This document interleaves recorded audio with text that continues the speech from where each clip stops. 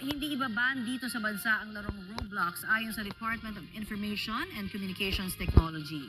Yan po ang resulta ng pulong ng ahensya, Cybercrime Investigation and Coordinating Center, mga opisyal ng Roblox, mga law enforcement agency at ng private sector. Ayon sa DICT, inilatag at ipinaliwanag ng Roblox ang mas mahigpit nitong safeguards sa kanilang laro.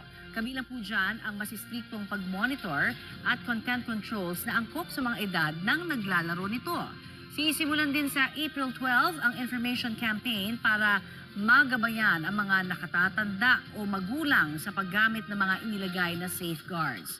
Binigyang diin at muling pinapaalala po ng DICT na ang digital safety ay responsibilidad na platform, gobyerno at ng bawat pamilya.